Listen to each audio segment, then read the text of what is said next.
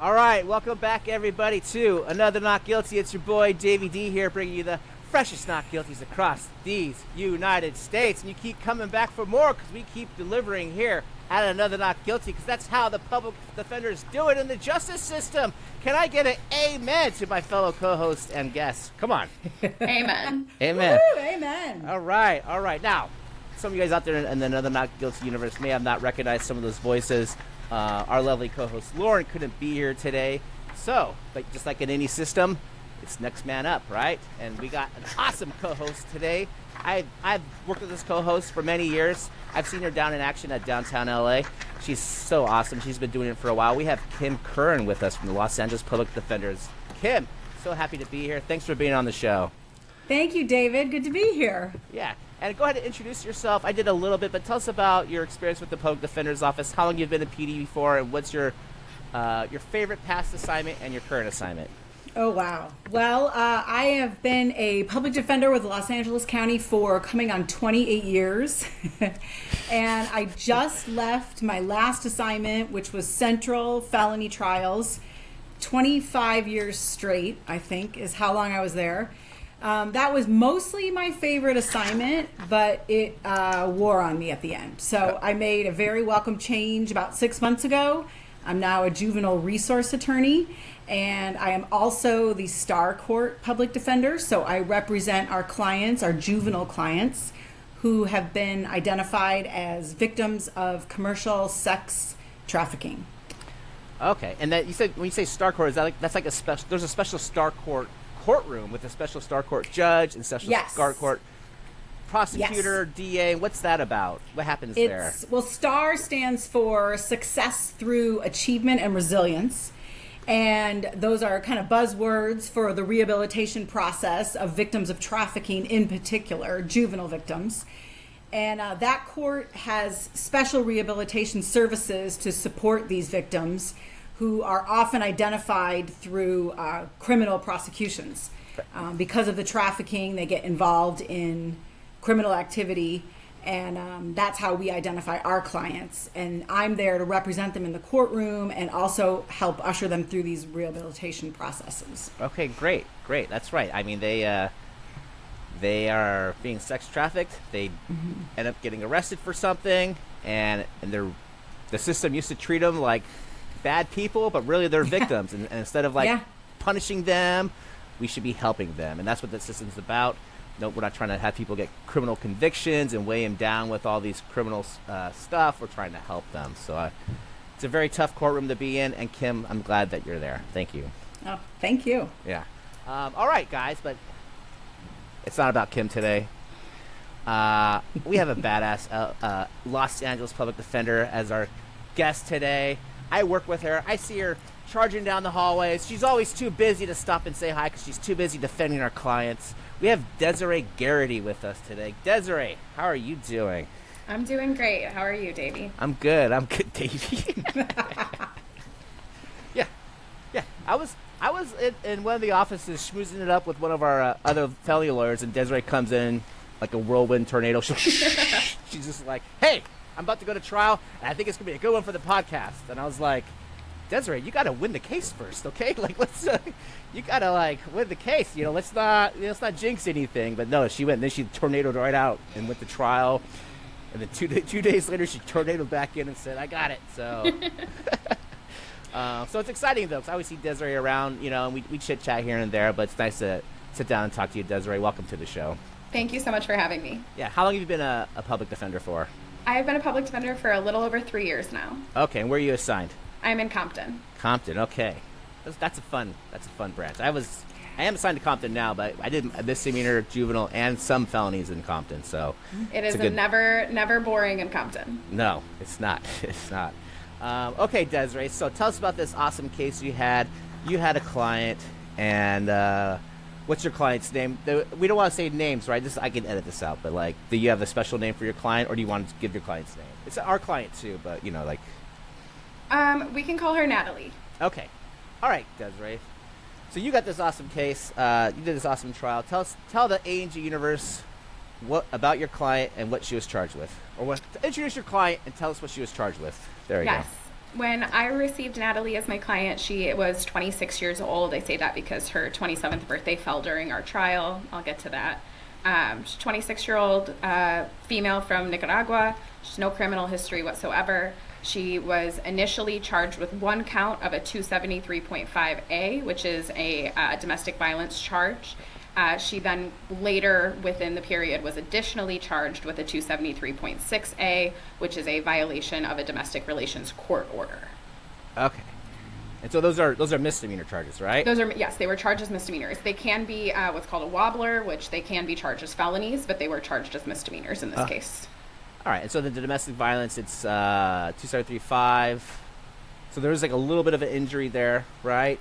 Yes, there was a photo of a scratch mark. Okay. And then there was a violation of a domestic violence protective order by her as well, right? Allegedly, yes. Okay. Allegedly. Okay. Well, let's talk about what the government's alleging then. Okay. Sure. Why is your client a defendant? What are they alleging she did? So I'm going to give the dates for this because the dates are important here. So the government is alleging that on May 15th, her and her husband were in an argument, and she left 2 scratch marks on him. One scratch mark here and one scratch mark on his hand. Okay, and for the record, Desiree pointed to her right neck and then her right palm or top of her hand. Okay. So yes, there's a just like in a courtroom. Yeah. Yes. So there's a scratch mark on the neck and the hand. Okay. Yes. Neither with blood, just scratch marks. But her husband took photos of those scratch marks on that day. He did not call the police about this incident until August. So then on August 12th, he calls police and reports this incident and shows them the pictures of the scratch marks. And she is arrested and taken into custody based on the pictures of the scratch marks from 3 months prior. Okay. Does the police report like indicate why he waited 3 months or 4 months? 3 months. Does he say why? He does not. Okay. And the police report, does it indicate the context of how he got the scratches? Other than she gave me the scratches, was there like an argument? Did they have a fight? Just essentially that they were arguing and that she was hitting him and left these 2 scratch marks. Okay. All right. What else does the police report say? Or I should say this. You don't have to say police report. What else is there to the prosecution facts of this case? Unfortunately, I wish I had some more for you there. That's really the bulk of what the indication of that first charge is. You know what? If you give me just 1 second, let me pull up the police reports just so I make sure I'm reporting everything correctly here. Okay. Can I ask, how long did she stay in custody? Was she released soon after, or? She was in custody so he made the call and she was arrested on August 12th. She wasn't brought in for arraignment until August 14th. She did get released that day. Okay. Wow. So just to make sure we're covering all our bases here, the police report indicates that they were having an argument, they have no shared children, and that she was hitting him and left these scratch marks on him. That's the police report that relates to the first charge. Great. And did your client make a statement in the police report? I don't believe so. I'm sorry, just give me 1 second. I should have pulled this up earlier. I pulled up everything but the report. Go easy on yourself, Desiree. I'm sorry. All this is going to be edited out right now. Yes, this is dead time. Great. Edit it out. And Kim, I know you're thinking. Don't think. Just go. I'm thinking it's total bullshit that she got arrested on this. Like, what was that? Just wait. That's what I want to hear. I want to hear you say that. Just wait. Here's what police agency arrested her? Wait, hold on. Wait, we're not. Hold on. Okay. Can we ask that? Yeah. Okay. Kim, this is just conversation. We're just talking. This is like, Okay, I'm ready. Okay. So go ahead. So the first charge for the scratch marks, the police report essentially indicates that the 2 were having an argument. The police report specifically says that the victim, her husband, had discontinued her cell phone. And then he alleges that she had threatened to burn his clothes and to damage a television. and that he wanted her gone from the residence.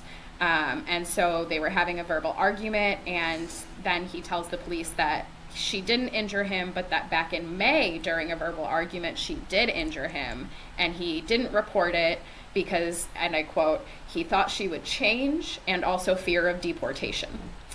And so he showed them the photos and asked to have her arrested. She admitted she did make a statement to officers where she admitted to scratching him back in May. And she said that they were arguing about her asking to leave a party that they were at, and that he would not allow her to leave, and that's how the scratch marks happened. Oh, okay. We think, Kim. Sounds like bullshit. That's funny. Okay, so the cops were called because she threatened to burn his clothes and damage the television, which, yeah. So that he was saving these photos from months ago, and he's pulling them up right now. Yes. But hold on, because things really start to get horrific when we get to the arraignment. Okay. So that's where things really start to take off here. Okay, wait, hold us. Wait, do we have anything else about the police report? No. Okay. All right, Desiree. So then tell us about the arraignment. You got the police report. You see the charges. You read the report. So it's bullshit, according to Kim. Now tell us about the arraignment when you meet your client. I was actually not there at the arraignment. I was on medical leave. Okay. But the notes from the arraignment that were conveyed to me and that were documented, put on the record, were that the complaint, our client was asking if she could return to her apartment because that's the only place she has to go. She's originally from Nicaragua. She came here at 19. She has no other place to go but back to the home that her husband lives at. The DA made a phone call to the husband to see if it was okay for her to come home. And he told the DA that yes, she could come home. He's not afraid of her. There are no issues there. And he tells the DA that the reason that they were having an argument is that she is being trafficked and had not been paid for her services. And that was the basis of their argument, but that he wants her to change so she can come home. So the DA tells our attorney, the person who was at the arraignment, that they are very concerned about this. They're going to ask her to get out of custody. They would like us to put it over for 2 weeks within the period so that they can get a hold on this and dismiss this case, because this is the information that they received from her husband, that she's being trafficked, and they used that word specifically. And that information made it to the judge as well. The judge was also made aware of this at the arraignment. Wow. So, hold on. Let's make sure we catch all this. So the complaining witness, sometimes we call him victim, the complaining witness tells the DA over the phone that she can move home and she's being trafficked. Did she say who's trafficking her? Is that a thing? He first indicated that she's being trafficked by her boss at a Chick-fil-A. He then said no, it's her boyfriend, and then said, but that's the reason we were fighting, is because she hadn't been paid for her services. Interesting. Okay. Was he supposed to receive some money or something like that somewhere? Correct. Okay. And then the DA says, you know what? We're going to put this over for a week or two so we can look into dismissing this case. Because and lo and behold, this is why we have Kim on the show. Kim, why are we dismissing these cases? Do we know why, or? Because she's a victim of trafficking. It sounds like, well, first of all, the whole argument, it sounds like, is around her the process of her being trafficked, right? Which is a crime in and of itself. Although, yeah. Okay, so I still have so many questions floating around in my head. Go ahead, Kim. All right, so did the DA, so this statement was made to the DA? To the DA. At arraignment. And then the DA just verbally repeated the statement, did not commit it to writing. We don't have the exact language used by the husband? She did tell us and the judge that the language used by the husband was the word trafficking. Okay, that's interesting. My question is just because a lot of times our trafficking victims, they're being trafficked by their own family members or their husbands or their male partner. So I'm wondering, is he part of this trafficking process? Do we know at this point? Or is he just supposed to be receiving like her share of the rent payment and this is her excuse why she doesn't have it? Do we know this?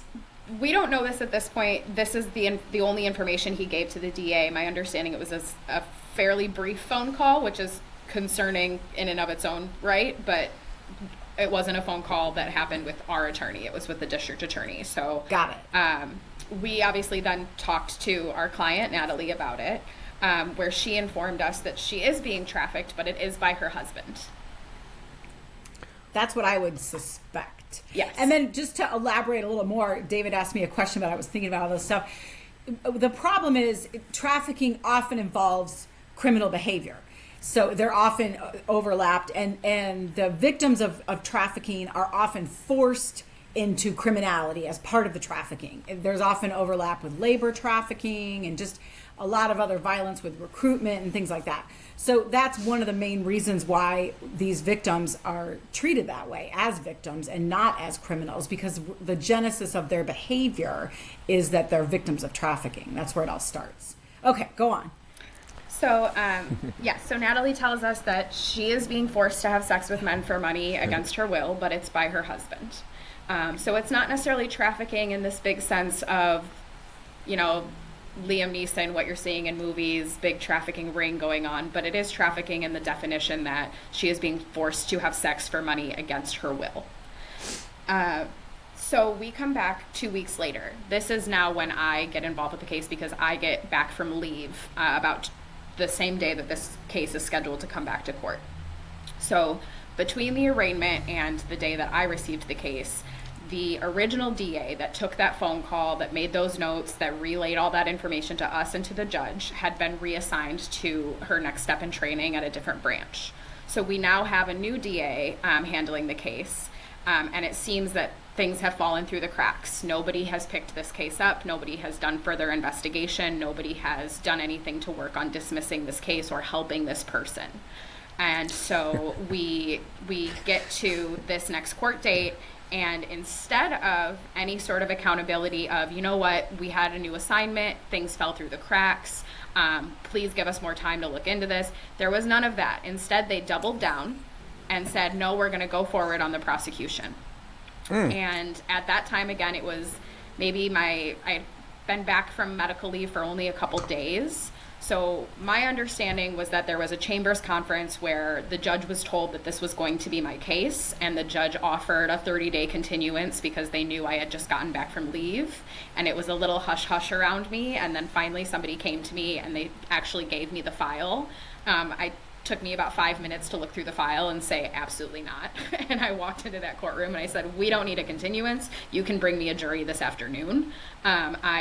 We don't need any more time. We will go to trial right now. Okay. All right. Well, let's break that down a little bit. So you were in court when they said they are going to go to trial on it, or was that a different lawyer handling the case? No, they never initially said they would go to trial on it. They just they trailed it within the period because they were under the impression the DA's office was going to be dismissing the case. Okay, so they, as in one of your colleagues, a public defender colleague, trailed it. So then when they came back for that second court date after the arraignment, when there was supposed to be a dismissal, the new DA said, no, we're going to trial on this. That's correct. Was that your interaction with the new DA, or somebody else still handling the case? Different PD? It was a different PD, and then secondarily, once they handed it off to me, I had the same interaction where I sat them down and said, why would we do this? And they, again, doubled down and said, she committed a crime and we're going to proceed. Nice. Okay. Is this your first time with this new DA? It is. Okay. So just out of curiosity, did they make you an offer? No, they didn't. Oh, okay. No offer was made. And so how about this? When you said, forget this, we're going to trial, had you met the client by then? I had looked at the file before I felt that way, and then I met with her before I stormed into the courtroom with that attitude. Just wanted to make sure she was on board with that. Okay, great. Well, why don't you tell us about when you first when you looked at the file and you read the police report, what were you thinking? I was absolutely livid. I was fired up. I read the police report and I said, how did somebody read this and still charge this case that he took this picture and used it against her 3 months later? How is somebody not alarmed by the fact that he's the one that told the DA that she's being trafficked? How is there no accountability for, hey, let's work together to figure out what's going on here? Some semblance of what the justice system is maybe supposed to be actually for. I was absolutely incredulous, and I felt terrible for this girl. I noticed right away that she was 26 and I noticed right away that in the police report that they met and got married when she was 18 and he was 35.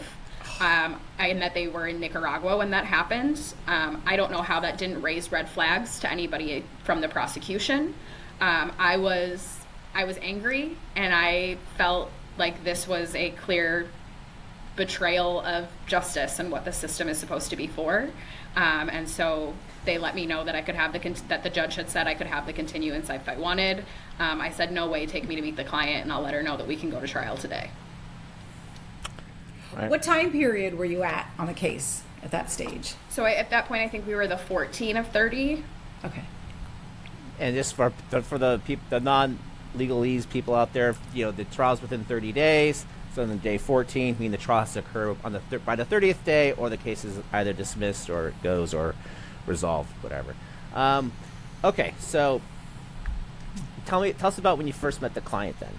Yes. What was that like? So I first meet Natalie. By the way, we're appalled by 35 and 18. I'm a white dude here in the United States. Is 35 and 18 more normal in I don't know. Listen, I'm not cultures saying, or not? I'm not saying that it needs to be appalling. I'm just saying it needed to have raised some red flags given the rest of the information that they had. Yeah. And I feel like this police report, even if because it doesn't mention sex trafficking, but if you just looked at that police report, it's pretty bullshit. It literally says she was threatening to burn my clothes and break the television. So I called the police and brought up these photos from a couple months ago. Yes, sir. And then when she's questioned about it, it's like he wouldn't let me go. I was at a party, he wouldn't let me go. Right. It sounds like false imprisonment on some level. There's a defense there built into it. It's just 100%. It's very weak. It's like a few sentences. It's a stupid domestic violence case. It's a dumb domestic violence case already. Terrible. Absolutely terrible. And then we're going to bring in the sex trafficking element to this thing? That's crazy. Yeah. Exactly. So I meet with Natalie, and she is so sweet. She's so even-tempered, well-mannered. I sit down with her and I explain that I'll be the attorney taking over the case from here on out, that I've looked over the discovery and the report, and that we haven't received an offer, but it's not my intention to take an offer, and that my advice is that we take this to trial, and that I can connect her with some resources through our office that can help her with things like housing, and getting to court and whatnot. We go over her work schedule to make sure that she's available for trial. Her work schedule is that she works every day from 4:30 to midnight, and then after that she goes to a cleaning shift from about midnight to 3 to 4 a.m. So we're in a misdemeanor courtroom, so we do afternoon trials. So she would need to be here every day from about 1:30 to 4, and we made sure that would work and that she was on board with going to trial. And I just did everything I could to make it clear to her that I was going to fight for her. Right. Excellent. Did she? What were some of the things that she said to you then about the case? When you met her? So I start to ask her a little bit more about, her experience and her relationship, what it was like when they first started dating, what made them come to the United States. She essentially informs me that she had met him, again, she was 18, he's 35, that they were dating in Nicaragua, and that there was an issue where they had lost money or they had lost housing, and that his mother was going to allow them to live with her, but only if they got married. And so they had to get married a few months after dating in order for them to have a place to live. To me, that immediately raised a red flag. There's some coercion going on there. He's immediately trying to exercise control over her. I don't know. There's a lot of mother-in-laws out there. My mom has been trying to pawn me off and get me married. In my 20s. I'd be my mom would bring the weirdest people over. Like, Dave, you got to meet this girl. I'd be like, Mom, I don't want to meet this. She'd be like, hey, there's this girl. She's working at the sandwich shop. I mean, I'm just saying that maybe she's really worried about her son. I mean, 35 and still single. We got to get this kid married. That's, I mean, I'm just saying. We're about to figure out why. Okay, okay. So they're in Nicaragua. He's not able to work. He repeatedly is ousted from jobs, can't keep a job. She's the only one able to keep a job. I later learned that one of the reasons they left Nicaragua is that he was convicted of rape of another girl in Nicaragua. That was something I learned later. But in my initial meeting with Natalie, she's explaining that very shortly after getting married, he says that we need to go to the United States so that we can get better jobs, we can make more money, and that you need to come with me. And so she was taken from her family and friends and brought to a country that she didn't speak the language. She didn't know anybody here. They were living in an apartment with like 3 other people that were all trying to pay their share of rent.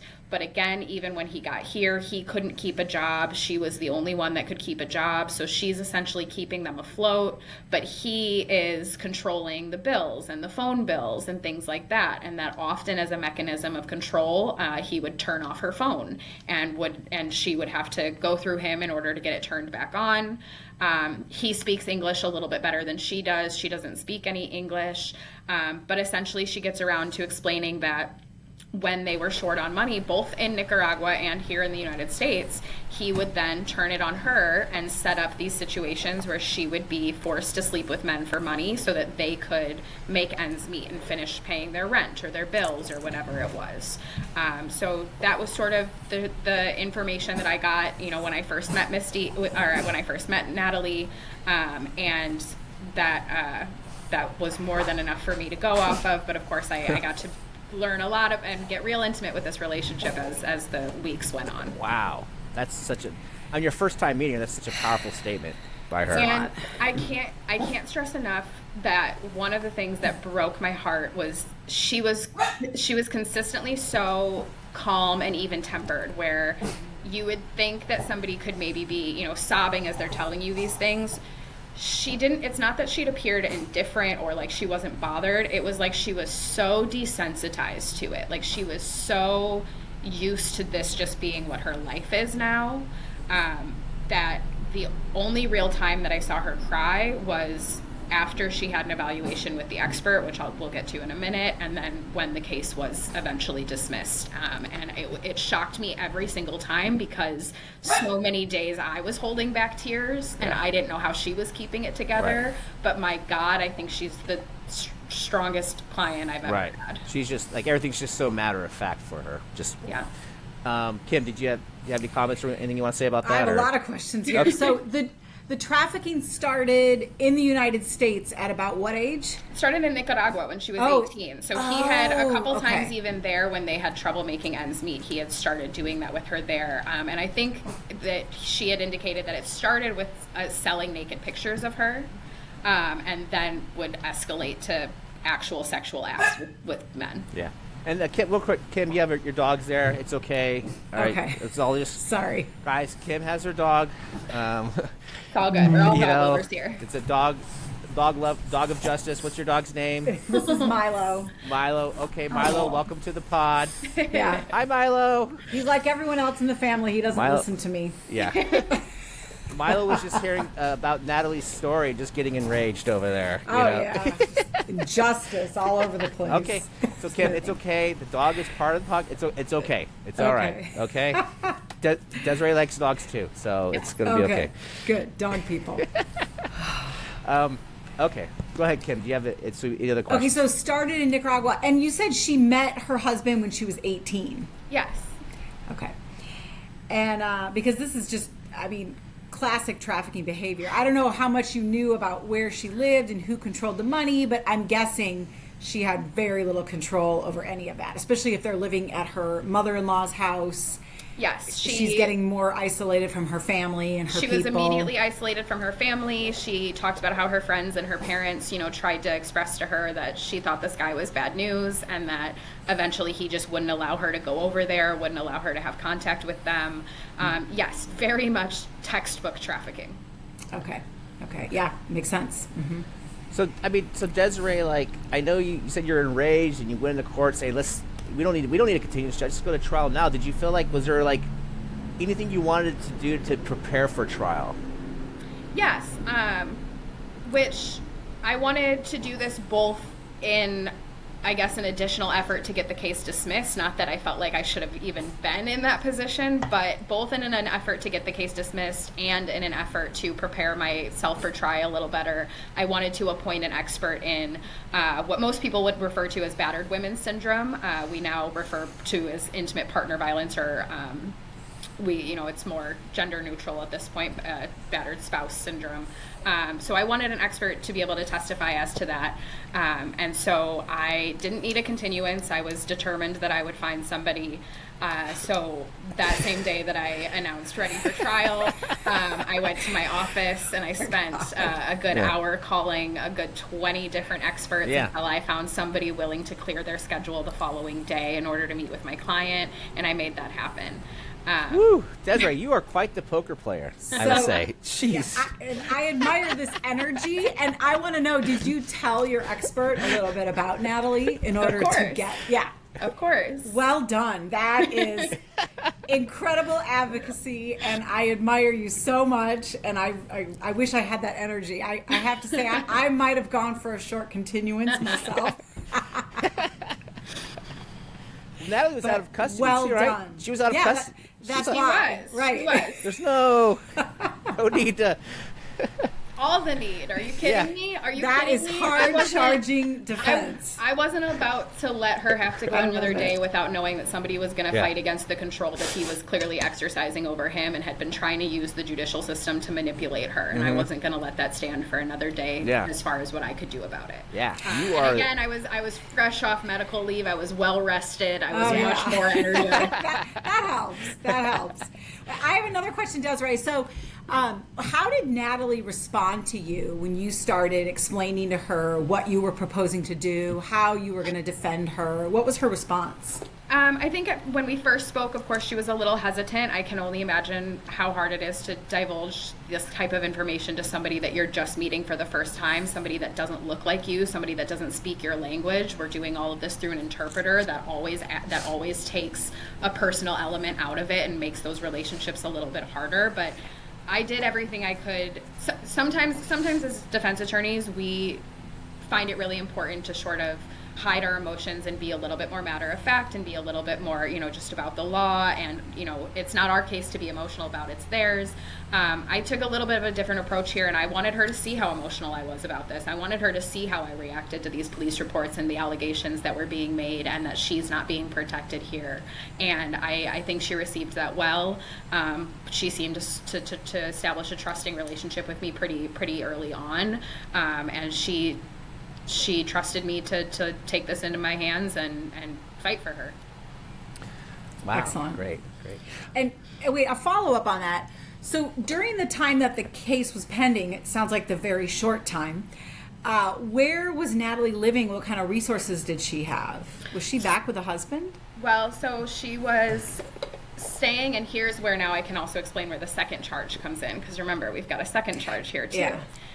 So the second charge comes in because she gets released from jail on August 14th, and she goes to the sheriff department and she takes about as much stuff as she can before she got released just in time for her to make it to her work shift that night. So she takes everything she can so that she can go to work that night. She gets off work and she texts her husband and says, "Can I come by and grab the rest of my stuff?" And we have these text messages. They're transcribed, they're printed out, they're turned over to the people. These text messages where he says, "Yeah, come get your stuff. You can have 15 minutes." So she goes to the sheriff department to get the rest of her belongings a little after midnight, and the door is locked and her key doesn't work. He's changed the locks. And so she's texting him saying, can you come let me in so I can get my stuff? And he says, "Yeah, I'll give you 15 minutes. Yeah, I'll give you 15 minutes. Well, you can see in the text that a good 30 minutes go by and she's still saying, you need to come let me in. Well, so she then realizes that he's not inside the apartment. He's about 20 yards behind her, leaned up against a fire hydrant, drinking a beer, laughing at her while she's trying to get into the apartment. So he alleges that she then came up to him and slapped him in the face 4 times. And then he called the police, and they arrested her for the violation of the peaceful contact order. Oh, wow. She went into custody that night. They declined to file the case, and then she was released. So this charge actually did not get added until the following week, when we came back for the third appearance, the third pretrial conference, where we did officially announce ready for trial.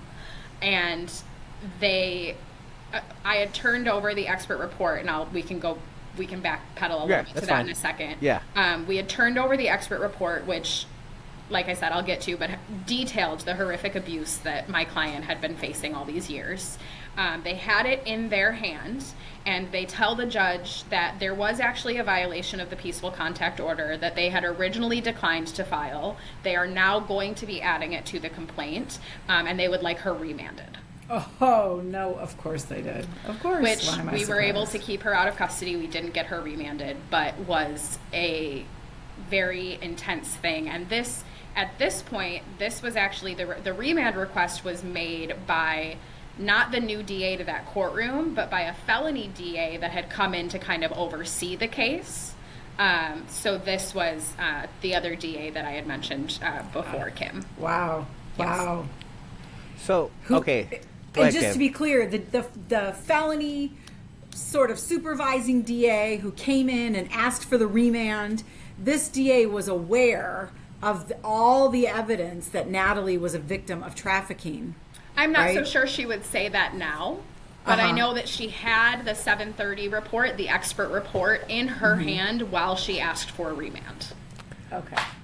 Okay, so that's a lot to unpack there. Okay, let's just go back to the. Since we're talking about the expert report, Let's back up to the expert. Let's go back to the expert. Okay, Yeah. So, yeah. Tell us So about. I get the expert appointed, and like I said, I was able to convince this expert to clear. This happened. All happened on a Wednesday, and I got the expert to clear their schedule for Friday. And I also got our office interpreter to clear his schedule for Friday so that everybody could be there for her to have this interview with the expert. I remember that because I remember I called the interpreter. I was like, "Hey, we have an appointment for Friday," and he's like, "You got bumped, David." I was like, "Yes, you did." I was like, "Sal, you're bumping me?" Yes, he Yeah, did. you got bumped, bro. Sorry, you're not as persuasive as Desiree. No, like, sir. What? I pulled a lot of strings. I made a lot of people clear their schedules, but I think it was all in righteousness. So Yeah. Okay. And just for a quick shout out to Sal, our office interpreter is the best. absolutely fucking incredible. He's great. I could not have Yes, done this he case is. without without him. He was an absolutely paramount role in getting this case to where it got.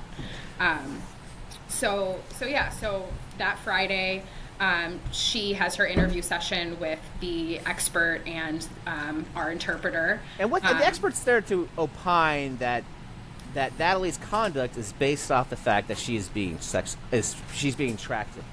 and abused. That's Correct. where her conduct stems from. Correct. Right? That's the purpose of the expert. Go ahead. Yes, and so after they have the interview, and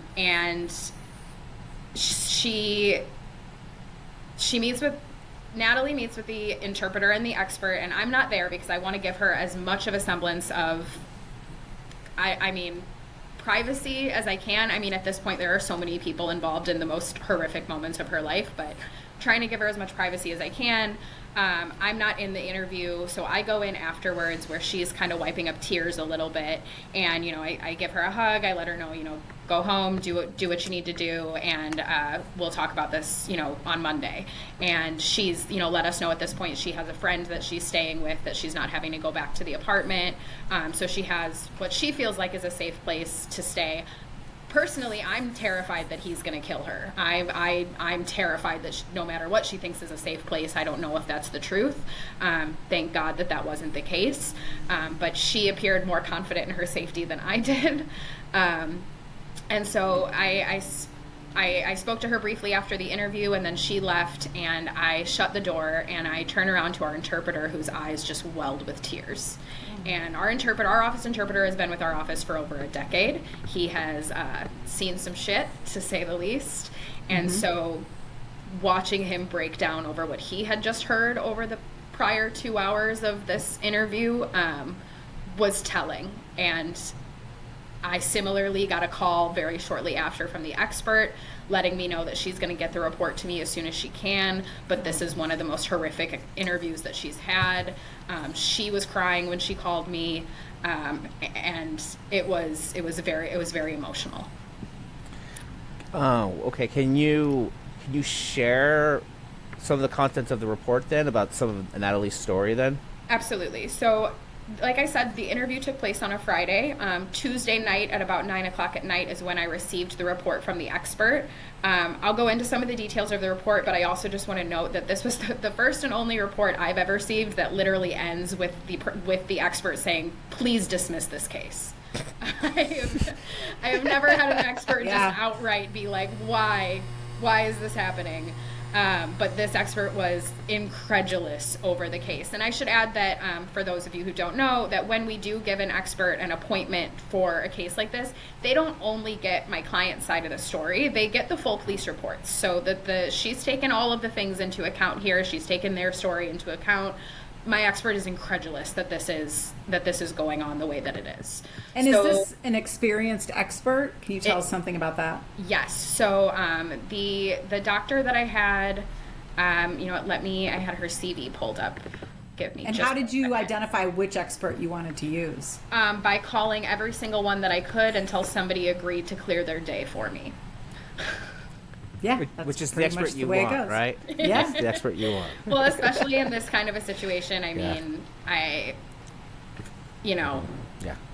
So, give me. It is a funny question, Kim, to say, like, was your expert experience? Because I think you have to be experienced to be an expert, right? I do want to kind of put on the record here because she is extremely experienced. She is a board-certified psychologist. She's trained in EMDR therapy. She has her doctorate in psychology. She has a master's in psychology. She has a bachelor's. She went to the California School of Professional Psychology. She works in private practice doing neuropsychology, sports neuropsychology, geriatric forensic, neuropsychological diagnostic assessments. She, ironically enough, she works as a psychology in residence for the Laugh Factory, which I thought was pretty cool, as well as for the NFL and the NHL. Wow. Okay. So she is extremely experienced. She also had previously worked with the Department of Corrections at Twin Towers for people who are incarcerated and working on psychological evaluations for them as well. And Twin Towers is the mental health jail facility. It's a really hellhole, but anyways, it's a sad place. Okay. So very experienced. Yeah. And so she includes in the report that she's diagnosed Natalie with PTSD. I'm gonna botch the pronunciations of these, but with trichotillomania and excoriation. These are disorders of skin picking and hair picking based on severe amounts of stress. So she identifies those specific diagnoses, and she explains that, my client is, 25 years old. I'm not sure. I think I might have said 26 in the beginning. She's 25 years old at this time, and that what her charges were. She identifies that what the claims were, and that she had reviewed the police reports, and she then goes into what her, clinical observations and assessments are of the situation, which are that there has been significant physical abuse throughout the relationship, that there's been significant verbal and emotional abuse, that Natalie is unable to get pregnant, so she's often referred to as a dry woman in Spanish by her husband, and that is part of the reason that he sex traffics her, that he has slapped, pushed, kicked, and strangled her over the course of their relationship, the first time being in the second year of their relationship when she was just 19 years old, that he strangled her no less than 4 times just in the past several months, and that he had often recorded her when he would abuse her physically or emotionally, and then he would take out his phone to start recording her reaction to these things. And if she, you know, sometimes she would throw something at him or something like that, and he would use that recording and say he was going to keep that to get her deported, to throw her in jail. So he had all these recordings where she's hysterically crying and begging for him to leave her alone, which was sort of the theme of my trial opening. It's jamais en paz, jamais en paz. It's Spanish for leave me alone. And you hear her scream it over and over again in these videos that he's produced, that the prosecution turns over to us, saying that these are examples of her being abusive. And I can't play those videos at risk for violating all kinds of things, but when I tell you that the sound of her screams still keeps me up at night, and that nobody in their right mind would hear or see those videos and think, yeah, she's the problem here, it is horrific moments of desperation. So the expert was able to review those videos as well, and included in her report that she can very clearly see that these videos are showings of him exercising control and threats over her, and that in one of the videos, in fact, he had just raped her, and she's laying in her bed with no clothes on, and the covers are kind of pulled up to here. Her covers are pulled up to her chest.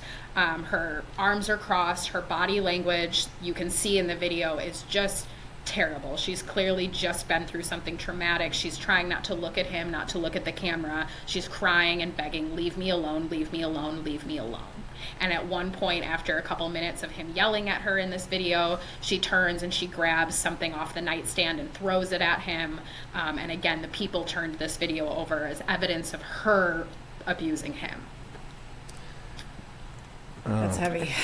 The expert report continues to go on about how he controls the finances, requires her to give more than half of her money, and controls all of the bills, all of the utilities, like I mentioned, the phone services that he turns off in order to exercise control over her.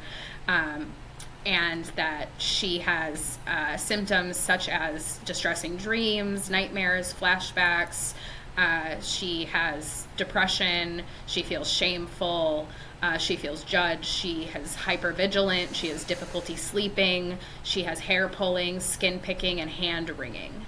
And her, the expert report details some of the ways that he isolated her from her family, about not being able to talk to her father, and not being able to be in contact with her friends. Talks about how prior to this relationship, she had only had 2 boyfriends in her lifetime that were less than 6 months, and that she had always wanted to go to college, but she wasn't able to go to college. And then this relationship happened, and he didn't allow her to go to college. And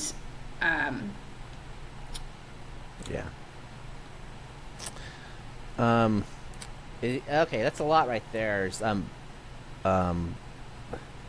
I'm just making sure there's nothing that I missed. If I can have just a second here.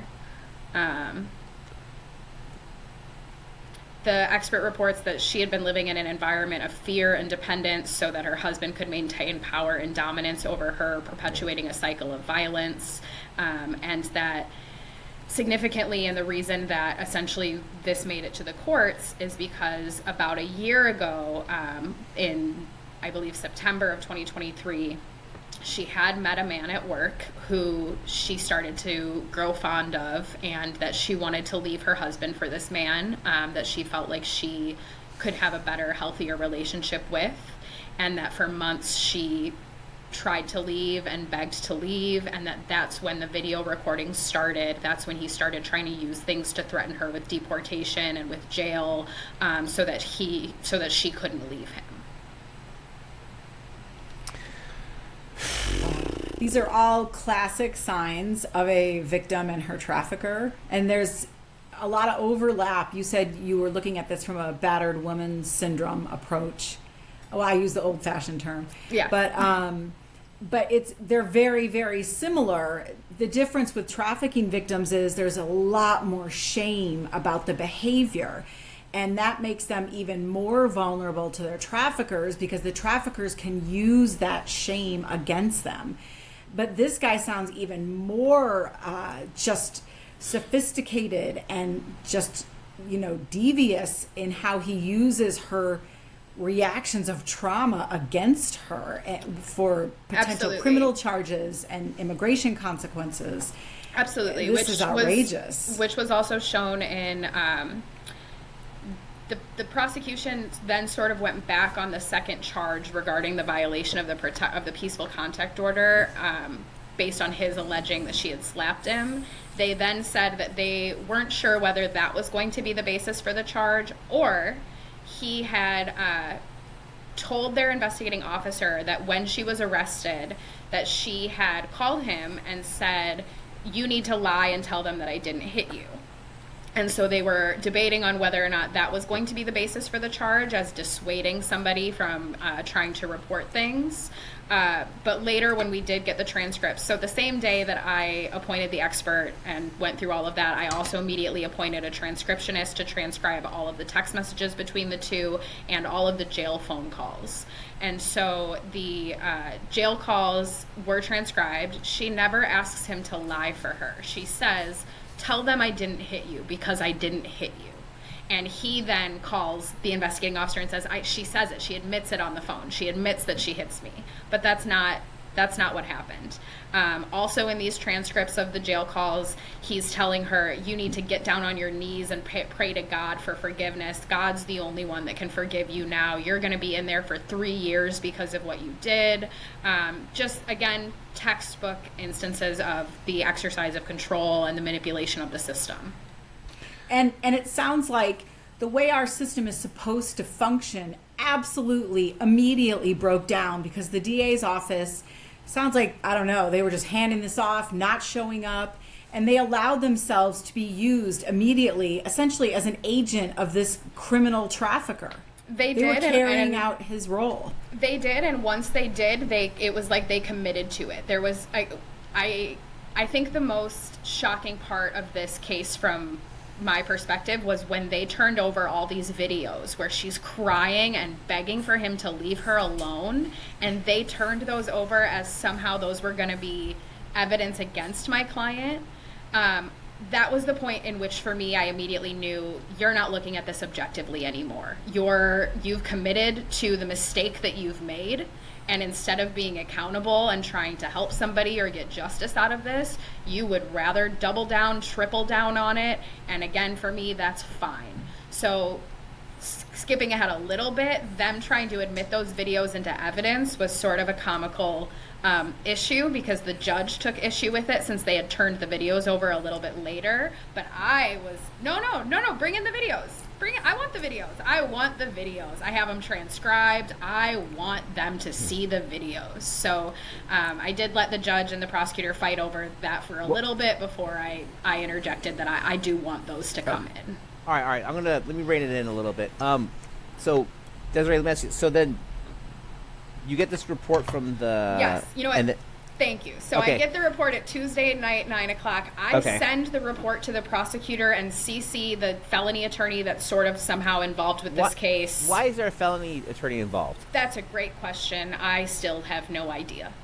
Okay. So I CC both attorneys that are using this case. I get them the report at 8:30 that morning. The next morning, Wednesday, at 8:30 a.m., they had that report, and I printed out a copy and brought it to the courtroom, so they had it both electronically and physically. And like I said, they looked at me, they looked through the report, I watched them read the report, and then I watched them walk up to the judge and ask for remand. Wow. And that's when they added the charges too, right? Yes. Okay, so so this is day 20 of 30, I think, right? 0 of 10? 20, 21 of 30, something like that, yeah. So this is the day where either the case settles or gets continued, or it's like, no, we're going to go to trial in 7 or 8 days from today. And you provide the DAs with the report outlining, detailing all of the trauma, the PTSD, the abusive nature of things, the control, the manipulation, the money, the sexual assaults, all those things, that she is a victim of sex trafficking. And the DAs decide to ask that she go into custody, and they add an additional charge. Yes. They want her to spend more time in custody. Yes. Okay. And then, so how'd that play out in court? So it was painful because the judge is only able to give rulings on the information that they have from both parties. The judge hasn't read the expert report. So the judge sort of saw through the situation, but still, as a judicial practice, had to kind of admonish my client about, you know, she could have gone into custody. She can't have any contact with him. She did something wrong, to that extent. So it was a little painful to sit there and listen to the judge admonish my client over this situation, but she ultimately obviously did not remand her. And the basis for the 273.6, the violation of the protective order stemming from a domestic violence incident, was because she went to the sheriff's to get her property, and then not all the property was there, so then she goes to the apartment or house, wherever they live, and the doors are locked, and he's laughing at her around the corner.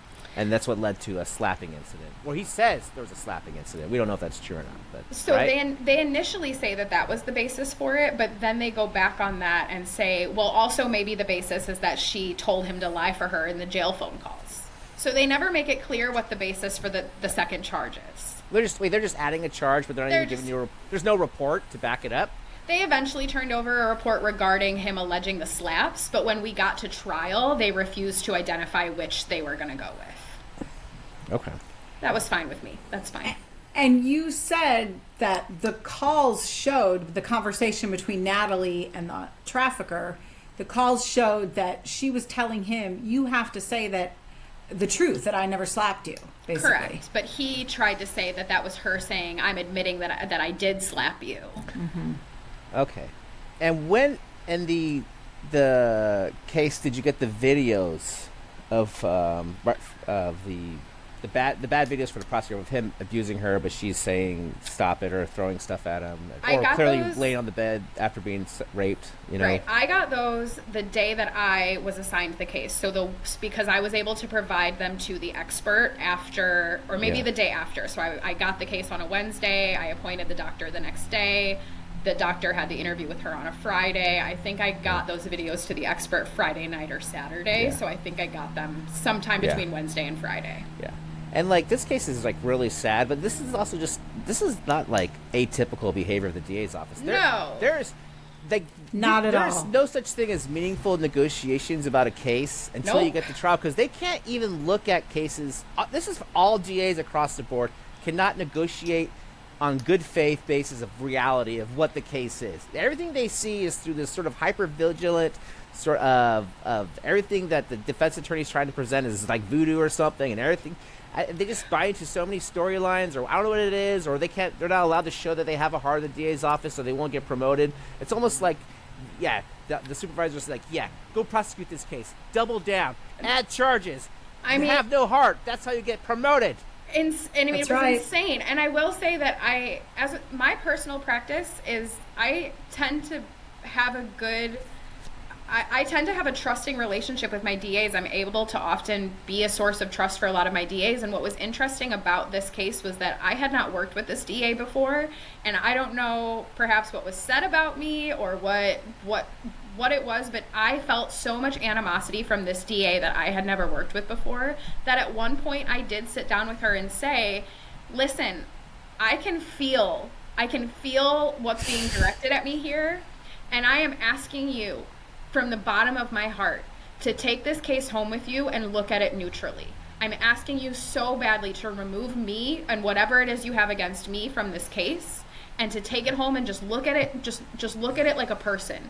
And she looked at me and she said, I think you're misinterpreting, and walked out of the room.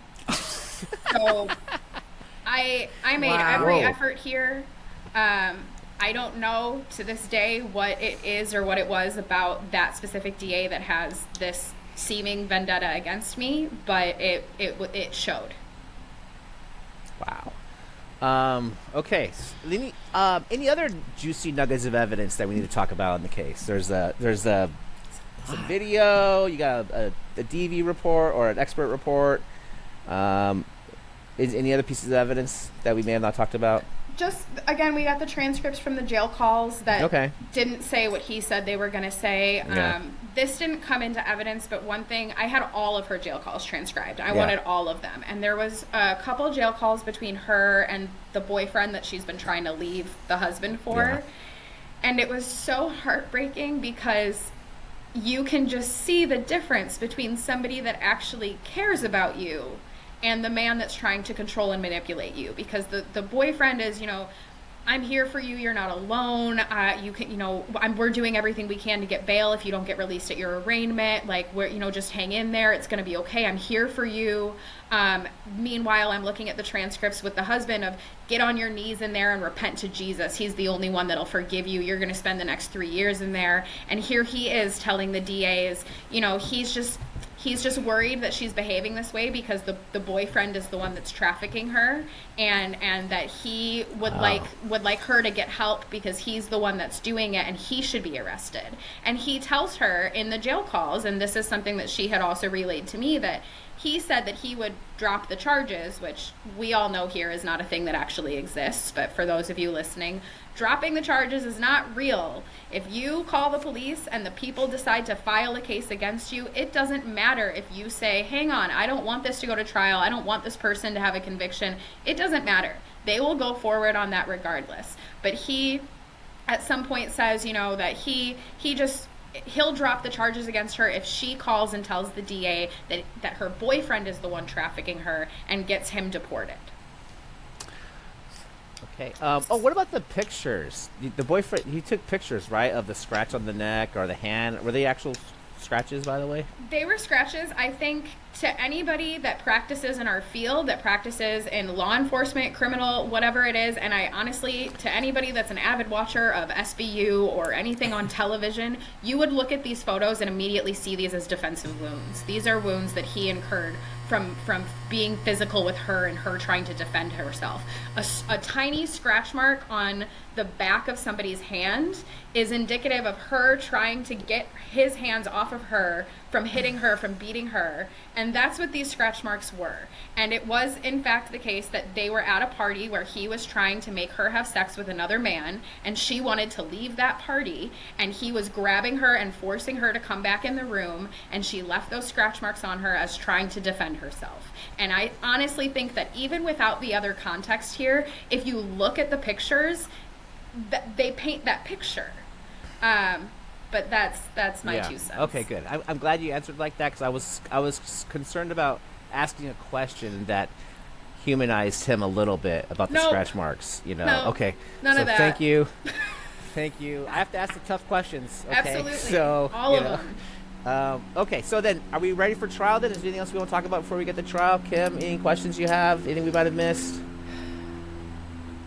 I think that's it. Did they ever? I'm always curious about these cases because they try to make offers that you can't refuse. They try to intimidate your client. I've always said almost every trial I have done, there's been a moment where my client had weakness and was scared. It's very scary to proceed to trial.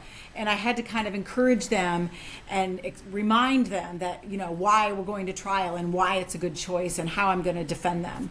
So did you have anything like that? I think there was a part of me that every time I saw Natalie, I expected her to have a moment of, I don't want to go tell an entire jury about all of this. I don't want to do this. Can we just take a deal? And every time she was okay.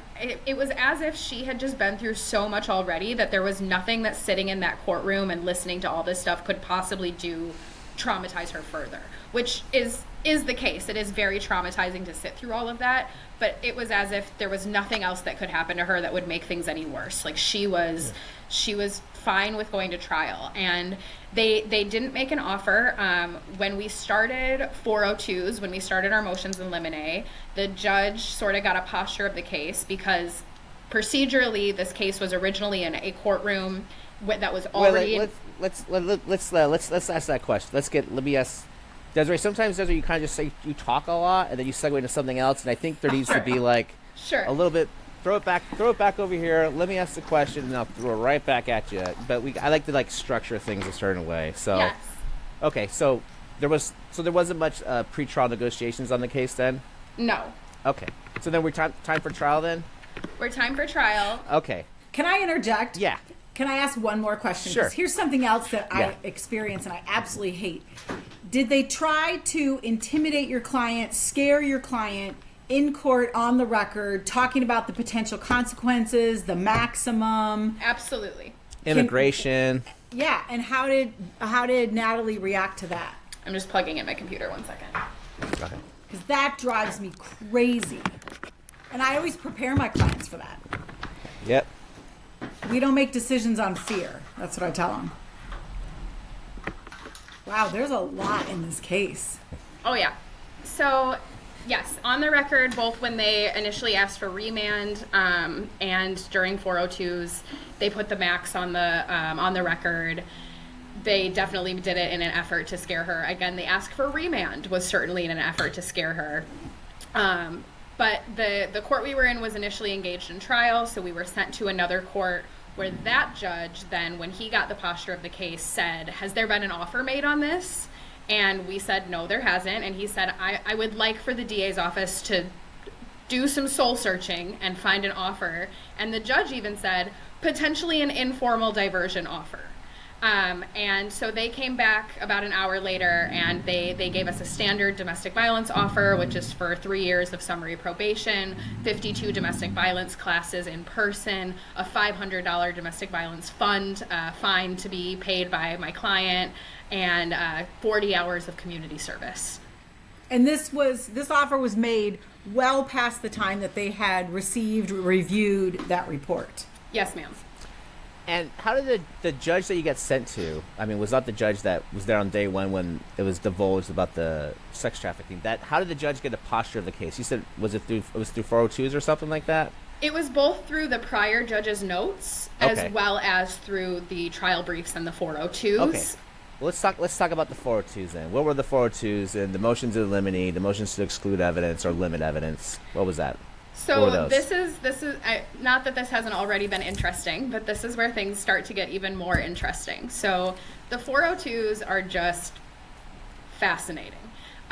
First, the people are the government's trying to keep out any mention of sex trafficking, to which the judge sort of laughs at because he has in the notes that it was the people, the government, that made the defense aware that she was being trafficked first, that the first allegations of trafficking had come from the DA's office. So them asking to keep out their own information is a wild request, but they made the request and it was denied. Yeah. And can I ask a little more on that? Because that is outrageous behavior from the district attorney's office. Yes. So what the motion that they made, what was the reason, the authority that they gave to keep that out?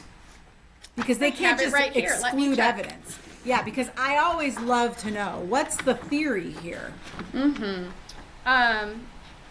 Let's see.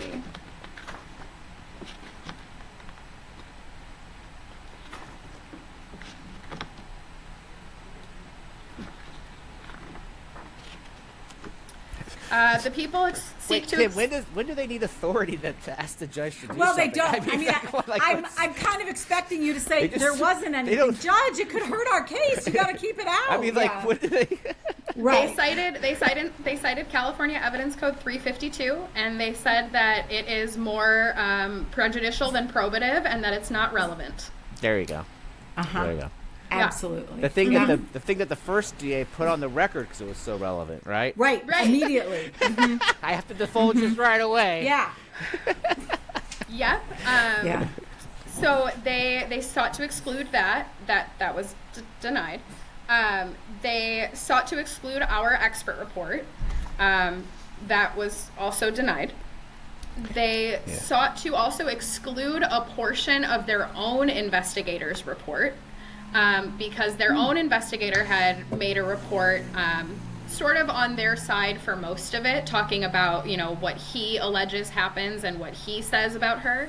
But then their investigative report also opined on the videos and had a whole paragraph in the investigative report about how the videos show him being the abuser, him being the aggressor, and they sought to exclude just that part of their investigative report. Oh, that's fair.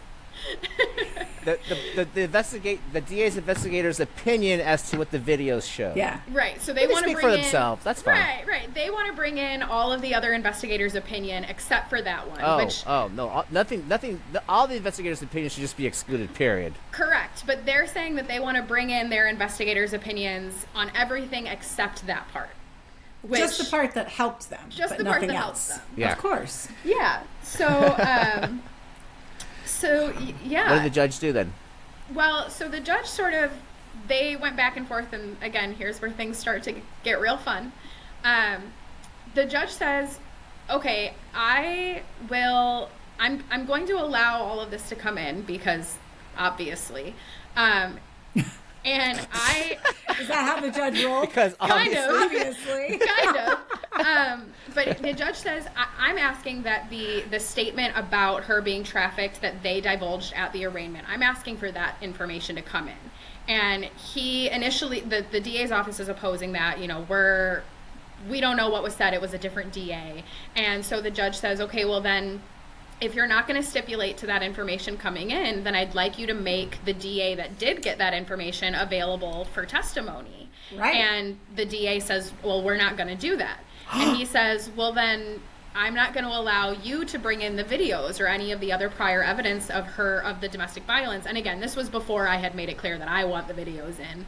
But he says, I'm not going to let you bring in any of this other evidence alleging domestic violence on her end if you're not going to stipulate to what you told them at arraignment. And the DA says to the judge, I don't think it's okay for you to bully us into a stipulation. And the judge said, did you just call me a bully on the record? And she said, yes, I did. And he said, go get a supervisor. Excellent. So that shortly after that is when I came in and was like, listen, the videos can come in. I'm fine with you guys can keep doing this. This is enjoyable for me, but the videos can come in.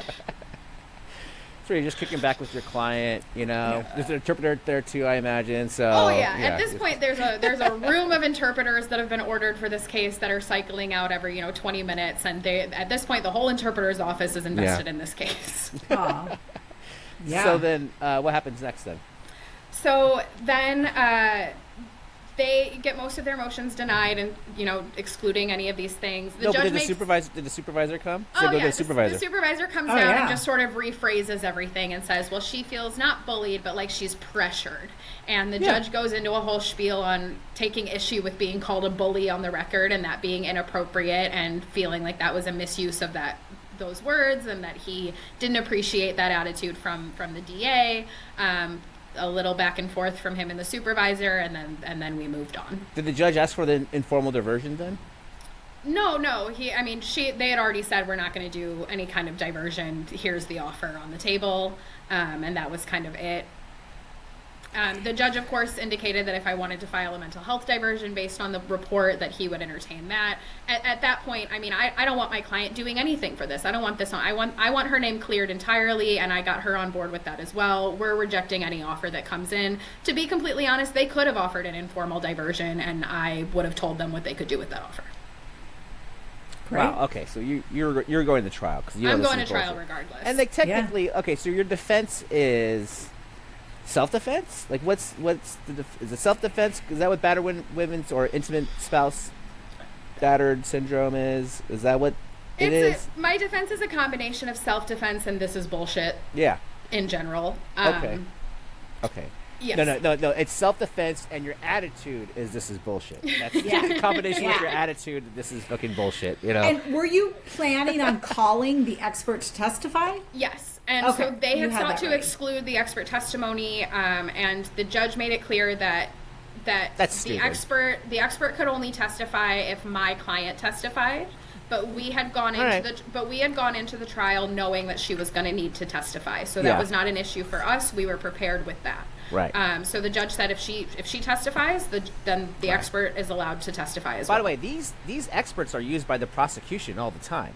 Right. Like Absolutely. Battered women's syndrome, maybe why she's recanting on the stand, maybe why she's telling different stories. Let me tell you about the cycle of violence and this and that. Yeah. Delayed reporting. The expert, they're like, we don't want her. Get her out of here. Right. Get her out of here. Right. That was very much so the case. Okay. So we moved Have into. you seen the charts they draw for the test? Yes. They draw, Yes. I mean, there were so draw many this little times. chart, and then there's a Venn diagram chart, and there's all these charts. There were so many times that I tried to say to the prosecution, like, you guys have this so wrong. Like, Like, her husband should be my client right now. I should be on my hands and knees begging you guys to keep him out of prison and find some alternative. And you guys should be offering her services and trying to help her move her life along. Like, this is so backwards. So backwards. But none of that mattered to them, and they marched forward to jury selection. All right. Good. Let's do it. Fantastic. Let's do it. All right. So during Does all this happen in one day? Like these 402 motions? This is on day one of the trial. How does this happen? Yeah, this is sort of over a 1 to 2 day period that all of this is happening with the 402s. Okay. So we bring in the jury panel and we start doing jury selection. During jury selection, the DA gets yelled at essentially for trying to indoctrinate the jury. She goes on. Yeah, tell us about that. She goes on a spiel to the jurors saying, asking each and every individual juror that if they think that there is evidence beyond a reasonable doubt that they have to vote guilty, and will they follow the law that says they must vote guilty.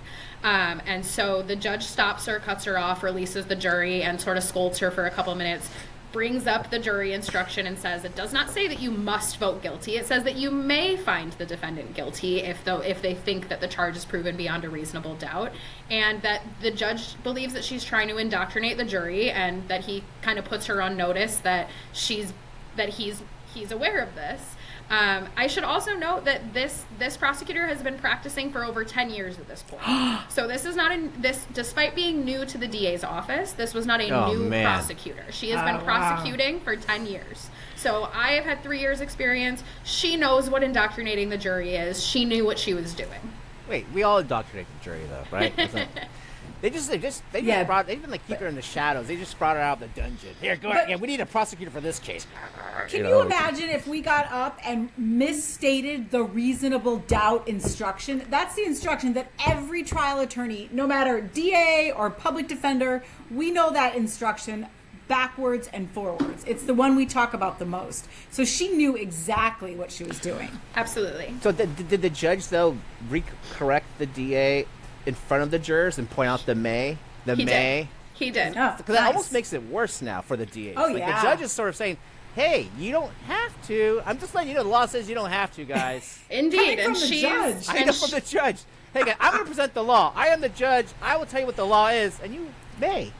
And she's doing herself no favors with this jury. On day one of jury selection, we had a juror who talked about his experience with domestic violence, being a victim, and he started to kind of cry during his explanation of that. And so after we let that jury go for the day, on first day of jury selection, we stipulated to removing a couple jurors for, financial issues and things like that.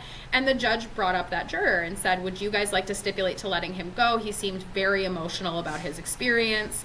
And I said, yeah, that's absolutely fine. I'm fine stipulating to letting him go. The DA said, no, I won't do that. Totally fine. Totally fine. But then the next day, during jury selection, she chooses that juror and she asks him to talk more about the domestic violence situation. And she probes farther, and he's crying again. And at one point, the judge just cuts her off and says to the juror, I'm so sorry, sir. You don't need to answer any more of her questions. You guys can leave for right now, and we'll bring you back in about 10 minutes. And the judge again spent some time sort of laying into her about, I asked if we wanted to let this juror go yesterday. Why would you then come in and probe about a situation he's already been crying about when you had the opportunity to stipulate to letting him go? Why do you think this is helpful for you? And so the judge decided to let him go, that he had been through enough essentially after being made cry by this DA during jury selection. And then we continued. That's so consistent with what I've seen in DAs in my entire practice. Just an absolute lack of humanity. No humanity whatsoever. Yeah. No humanity whatsoever. It's like this person that I was working with just had not an ounce of humanity to her throughout this entire trial, and the jury could see that. Oh, yeah. Wow. Any other fun anecdotes with the DA and the jury? I was Batsoned for the first time in my career, which will not be the last. It'll happen. Yeah, let's tell us about your jury selection then. Tell us about your voir dire with the jury then. Yeah, so, my voir dire with the jury was kind of simple. I was asking, women and men can both be victims of domestic violence. Can you? Thank you. Can you? No, Well, but but I want them to be clear that I'm not trying to say that men can't be a victim of domestic violence. I'm just saying this man is not a victim of domestic violence. And I'm, asking them to talk about and think about, situations where a woman would be in a domestic violence relationship and choose not to leave, or why they would choose not to leave, or why they would choose not to report prior instances of domestic violence, because I'm anticipating that those are going to be some of the thoughts they have about my client. Well, if an expert and her are going to get up here and say that she's being raped and trafficked and all of these things by the victim, allegedly in this case, why wouldn't she have left? Why wouldn't she have reported that? Why wouldn't she have asked for help? And I want the jurors to have in mind and hear from other people sitting next to them that, and this is what was the case in the jury selection, almost every juror I spoke to had either themselves or their mother or their sister or someone they loved that had been in a domestic violence relationship and had chosen not to leave or had chosen not to report, and why there are plenty of valid reasons for that situation. So that's largely what my jury selection was focused on. Yep. Any memorable moments you may have had with jurors? Just, I'm not kidding. It was every juror. Every single one had a story about, my mom was abused by my dad for years and didn't leave, for the kids, for the money, for the this, for the culture, for that, just all of the valid reasons that a lot of us who have had even a minimal amount of experience in this field understand, but that I thought maybe... going through my head at one point was, how can the DA sit here and listen to this and still be proceeding on this case? How can she listen to all of these jurors say that they've experienced this? They get why somebody wouldn't leave. They get why somebody wouldn't report. That doesn't mean they're not a victim. All of these things, and still proceed on this case. Yeah. Because, and then, at least in Los Angeles, the defense attorney usually does voir dire first. So you went up there first, right? Yes. And then after you went, then the DA goes up there and just starts making the jurors cry. Yes. Yes. It's fantastic. And it was, it's hilarious, but in the moment I was so mind blown. Like, I was like, if I was in her position, the DA's position, I feel like I would have listened to those jurors and immediately been like, I need to go talk to a supervisor. There's no way this case is going the way we want it to go. You know what sucks is that this DA is probably going to be taken out of trials, and it's going to be like in some assignment where she's just she was promoted to felony prelims. Oh, absolutely. Oh, yeah. There you go. She'll help us ultimately. Yeah. She'll help us. So, Desiree, I have a question. When you were thinking about your voir dire, did you consider or did you ask them about CSEC behavior, about trafficking, anything like that? The judge did determine that CSEC behavior? Commercial sexual exploitation, of children. So that's my term. I guess trafficking, since we're talking about a technical adult here. So the judge did agree that I wasn't allowed to bring up the trafficking in voir dire. So it was... You were not? Why? Correct. Why? Just that it would be too prejudicial, because it would divulge too much of the defense to talk about the trafficking when that wasn't silly. Part of the charges. No. What if there was a victim of trafficking that couldn't fairly judge the evidence? That's ridiculous. I don't disagree, but again, I was pretty strong in where I knew this case was going to go. So that was per the request of the prosecutor. Correct. So the prosecutor, that's the judge just throwing the prosecutor a bone. Which is exactly how I saw it. Exactly how I saw it was, all right, you know fine. what? I'll grant one of your stupid requests. I've turned you down on so many. Yeah. We've had this bad blood about being bullied, and I said no to all your fucking 402s. Yeah. And so I got to act like I'm being fair to both sides, so I'm going to, be egregious. Kim's right. What if there's a juror that has some type of a history with sex trafficking? So that's crazy. That was my analysis exactly, but I was also in the position of, fine, throw him a bone. Fine. What I was going to ask you is what I would wonder. It's one of those things that maybe you'd rather just have it hidden, because then the DA, I don't know how smart this DA is, but then she could identify somebody who might sympathize, right? So I wasn't worried one way or another, honestly, as much as I still put in, the proper efforts, of course, to the best of my abilities with the voir dire. There was a good part of me that said, you can pick me any 12 people off the street and I'll take this to trial right now. Yeah. Right now. You had the facts. I don't care. Keep who you want, kick who you want, bring me a jury of golden retrievers. I really don't give a shit. I will find a way through this case. Anybody with half a brain, a quarter of a brain, I don't know, will see through this immediately, and I am confident of that. All right. I love it. Okay, then. So then on to opening statements. Yeah. Okay. So Tell us about- Go opening ahead. statements. Oftentimes the defense will give a really short opening statement that doesn't really preview our case very much because our job is to respond to what they're giving. I did go about this a little differently. I did consult with some of the felony attorneys in my office about going about my opening a little bit differently because I wanted them to have the picture. I wanted it to be laid out. I wanted them to know this is what you're going to hear over the next couple days. This is the real story. And so I did that. I laid that out. I talked about them going back to them meeting in Nicaragua. It was still maybe only a 7 minutes, I'd say maybe at most. It was still a very brief opening, but I did really lay out the situation and what they were going to hear over the next couple days in evidence. And again, my sort of theme that I repeated throughout my opening was Déjame en paz. You're going to hear it so many times. You're going to watch these videos of her, Déjame en paz, leave me alone, crying, begging him to leave her alone. You're going to watch him commit crimes because it's illegal to record somebody without their consent in California. You're going to watch videos of that. You're going to watch him exercise that control over her, and you're going to see that he's using and abusing the justice system to continue to manipulate and have that control over her, and you're going to see that the DAs are enabling him to do it. So that was sort of my spiel. And she got up and basically told them to keep an open mind and that they were going to prove their case beyond a reasonable doubt, and that my client is the aggressor here, and their opening was also not very telling and not very long either. That sounds like a defense attorney opening. I Just keep an open mind. It was the most backwards case.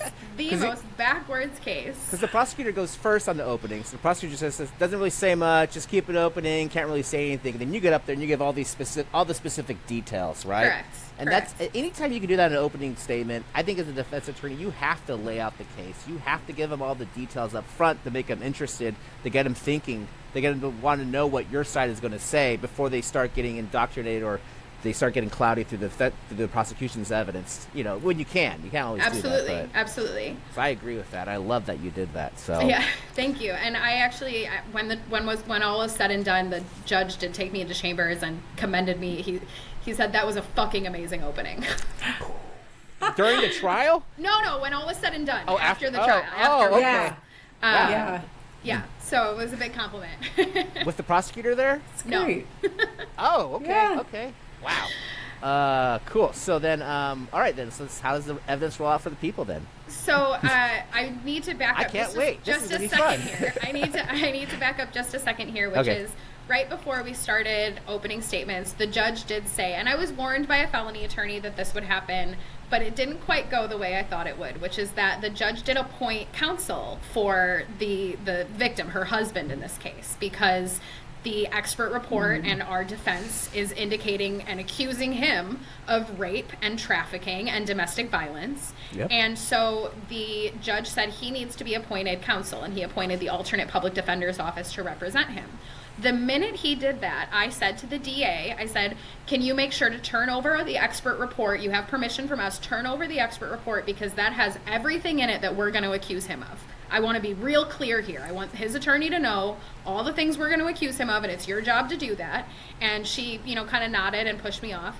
Well, so we start testimony, we start evidence after openings. Because there's a world where he refuses to testify, or he's just going to plead the fifth the whole time, right? And then there's just no case. And we get there. Okay, I'm sorry. Okay, Well, you if tell that the was story. my client, that's the advice I'd give him. Absolutely. And so initially when the judge appointed counsel, I'm thinking this is game over. This is game over.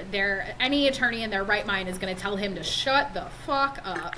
Right. And they're going to shut up and the case can't go forward. And there you go, where all is said and done. But we give opening statements and he has not been advised to shut the fuck up. And I am shocked by this. But he's not my client. Oh, shit. Sorry. Oh. So wait, at this point, he has consulted with an attorney. He's had legal advice. He has. He has been appointed counsel. He's consulted with an attorney and he takes the stand. The attorney should be in the courtroom with him. Right, Correct. sitting next to him. Yeah. And there was an attorney from the APD's office. And the alternate public defender's office is great, by the way. There's a lot of great lawyers in that They're office. amazing. So They're I'm not amazing. trying to say, say anything about, No. This we'll get to in a second. okay. We'll get to the Go fact ahead. that this is not Yeah. on them. Okay, So okay. testimony starts. And right before testimony starts, the DA asks for another sidebar for another quick 402. And this is just a fun little tidbit for you guys here. She says, you know, I want to make sure that I can bring up in my direct examination of him when I'm asking him questions, I want to bring up the fact that his car has been broken down for several months now, because I want to be able to make the point that he can't sex traffic her because he doesn't have a car. And the judge and I kind of sat there in disbelief for a second. We were all vibing on the same wavelength of just kind of staring at her. Couldn't believe that argument actually came out of her mouth, that she wants to establish that his car is broken down and that you cannot sex traffic another person with a broken down vehicle. I don't think it was a pun or a play on the word trafficking. I think this was a real argument that she thought she was going to make. The judge and I kind of stared at each other for a second. I sort of snapped back into reality, and I looked at her and I said, you just sent me an email last week that said his car had broken down one day before. And she looks at me without skipping a beat and goes, I don't know what I said in the email. Oh. And so the judge, the judge goes, I don't know why I have to explain this, but you don't need a car to traffic somebody. And so, no, I'm not going to let you have that line of questioning. And we all went back in the courtroom and gave this another start. You know, isn't it amazing? Even after so much experience, they can surprise you with their stupidity. It's stunning, really. Never cease to amaze me. Truly, yeah. This case specifically just brought new levels of low that I didn't even realize existed. I will never forget standing in front of a judge while this prosecutor asked to make the argument that because a car was broken down, you can't sex traffic somebody. Yeah.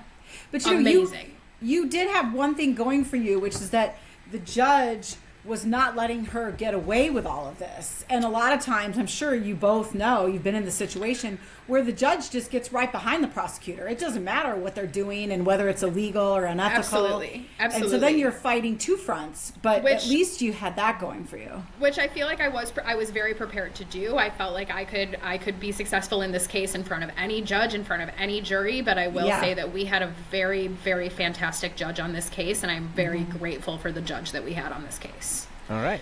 So what happened next in trial? So we had laid out the testimony schedule where he was going to testify, and then their investigating officer was going to testify, and then my client was going to testify, and then our expert was going to testify. And so he starts first, the victim, her husband, starts the testimony, and they basically just they play all of the videos, and they play all the jail calls.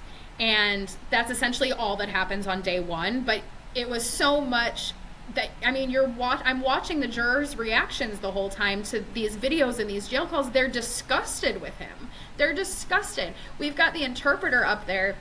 This is what killed me. He's up there with an interpreter that I've worked with many times in the past, who I would say I know her for being very stoic, for not showing any emotion. They do their jobs really well. You could tell her skin was just crawling listening to this man on these recordings telling my client to get on her knees and pray. This interpreter was doing everything she could not to show her emotions, but I know her, I've worked with her before, and I could just see it on her face. She doesn't even want to be standing next to this man right now. And again, the jury is all, they're looking at me, they're looking at the prosecutor, they're watching these videos, they're like, you can read it in their faces that they're like, I don't think this is doing what you think it's doing. What point is the prosecutor trying to prove, or what's her vibe? Is she trying to act like he's a victim? These are like really like incriminating videos against the your client? Like what's she saying? Like what's she doing? Watch him, watch him get a thing thrown at him. Watch this girl lose her temper and clearly show how unhinged she is by screaming at him in these videos. I mean, I think I can only speculate to what her mindset was, because I mean, David, I'm telling you, these videos were atrocious. I don't know a single human being that could watch these and have video. this. Her laying in bed. That was right there on the big screen in the courtroom. Right there on the big screen. It's that one plus several others. One where he's following her around a parking lot, calling her a whore over and over again, and she's begging, just leave me alone. And at one point, she tries to grab the phone out of his hand, and the prosecution saying, look at her be violent. Ooh. Wow. They tried to dissuade a witness. So only after that first day of testimony does the APD, the alternate public defender that was appointed to represent him, come in and say, I had no idea that he's being accused of rape and domestic violence and sex trafficking. And we all look at the prosecutor, and the prosecutor never turned over the expert report to the alternate public defender's office. So the alternate public defender's office is only getting information from him where he's saying, I've never done anything wrong. She abuses me, and that's why we're here, and I've got nothing to hide. And the alternate public defender's office can only advise based on the information that they have. And then when they watched my opening statement and the testimony, they immediately butted in to say, hang on, we need to re-advise him because we were not informed that all of these accusations were being made. So we break the jury that day about 4 o'clock, and the judge says, you have till tomorrow to advise him properly, and then we'll come back and start this tomorrow at 1:30. So we come back the next day, and the prosecutor has advised him not to testify, but he's going to testify against the prosecutor's advice. No, the defense attorney. Sorry, has yes. Okay. He's going to testify against the defense attorney's advice. The same day, that morning, the prosecution turns over to me another video from a 911 call that was made in May of that year. So right before the pictures he had taken of the scratch marks, that there was another 911 call where my client, where Natalie, had called the police and said that he was beating her. The police showed up, and on body worn, she's got her arms crossed, she's speaking Spanish, and she says, he didn't hit me today. And the police tell her, well, if you guys call the police again, somebody's getting arrested. And then on body worn, her husband, tells the police, I wish I was making any of this up. This is something at this point that you just can't fucking make up. He tells police, well, she's blackmailing me. And they say, well, what is she blackmailing you with? And he says, well, she has a video, a recording of us having sex and her saying no, no, no, no over and over again. But she did want to have sex. And so the prosecutor turns that over to me and says, can you please turn over the video that she has that she's blackmailing him with? And I'm doing everything in my power at this point to even take this seriously. Like, I'm like, what? I'm sorry. Wait. You're giving me a video of him telling police that she has a video of him raping her, and you want me to turn that over to you. That's what page we're on right now. So she's making a discovery request. She's making a discovery request based on evidence they had not turned over, that my client apparently has this video that they think we're going to use in trial. And I'm like, listen, I would love to have that video. I would love it. But if in case you missed it, the way that he exercises control over my client is by taking away her phone, by turning off the phone, by deleting all the evidence that she has of the abuse against him. So I would love to tell you something different, but we don't got that video. But thanks for sharing. What the fuck is wrong with you? What the fuck? So that then, the APD, his defense attorney says, can you give me another minute? Goes and advises him a second time.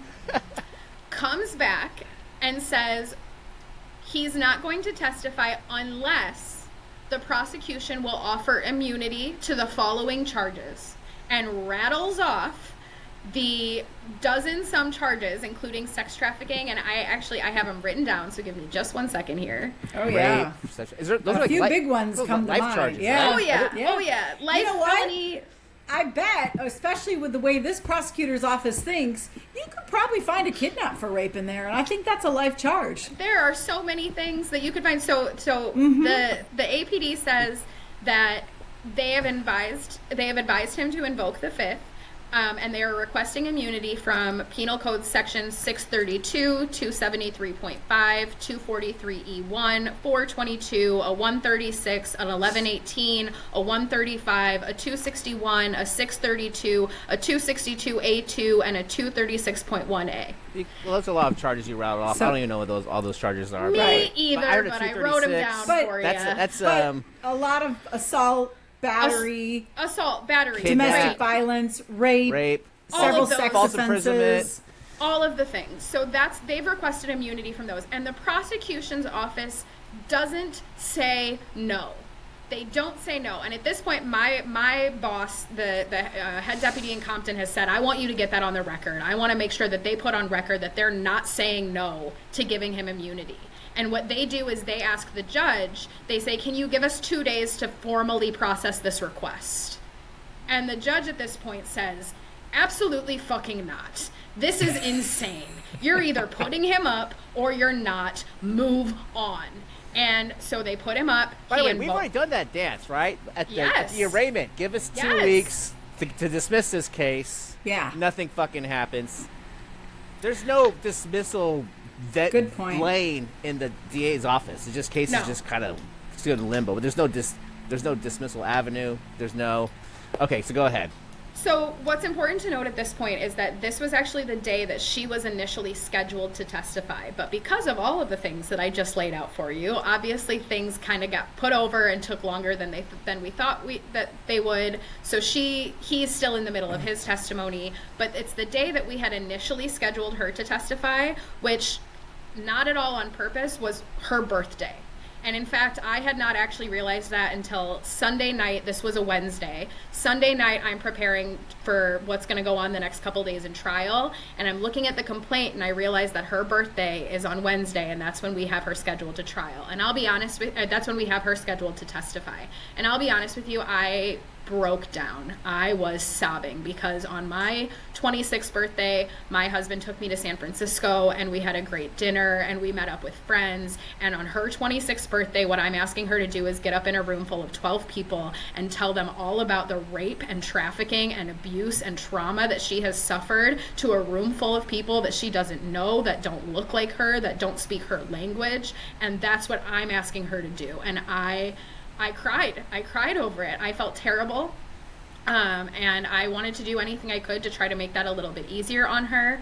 And so the day before her birthday, or a couple days before, I had asked her, what's your favorite kind of cake? What's your favorite food? Which I was ready to go scour all of LA for whatever favorite Nicaraguan dish she was going to name. She said lasagna. I was like, great. So on Wednesday, I had, recruited some people from our office as well. So on the day of her birthday, we had some sunflowers for her. We had a card. I got a chocolate cake from Susie Cakes, which I mulled over the decision as to whether to bake the cake myself, because it'd be a nice gesture to do that for myself, or if she would feel more special to get a fancy cake from a bakery. I mean, I put so much, I was so distraught at this point that we were even in this position. I just put so much thought into every single small move that I was making for her. So I bought her a chocolate cake from Susie Cakes. I got her lasagna from Uovo, and we had a little birthday pseudo celebration at lunch before all of this took place. And then after lunch is when all of the rest of this took place. He invoked the fifth. The people announced unable to proceed. I moved to dismiss the case. The judge dismissed the case. And we spoke to the jurors afterwards. But after speaking to the jurors, which I will get back to in a second, the judge said to me directly in front of the prosecution, he said, I need you to file a motion for factual innocence as soon as you can. Nice. Fantastic. That's huge. Fantastic. That is huge. Yeah. And the DA's office is now conducting an investigation into all these allegations? Absolutely not, because that would mean serious that they're violent criminal out in our community? You would think that would be their role, that would be their purpose at this point, but no, that none of that has happened. No. Okay. Wow. Just like that. So you guys sing happy birthday, and then you go into court, unable to proceed, case dismissed, factually innocent. Yep. What was your client's reaction? That was, like I said, that was the second time I saw her cry during the whole pendency of this case, which, again, I had expected every day to be ready to console her. I had tissues, I had things, and every single day she was so much stronger than I thought she would be, but she did also the two of us broke down into tears with the dismissal of the case. I also just want to add, at one point, on one of the days that we were about to go to trial, we had her come in a little bit early because of some of the motions that were being heard. And so she needed to be there at 10 a.m. And like I said, she works till about 4 p.m. every day, 4 a.m. every day.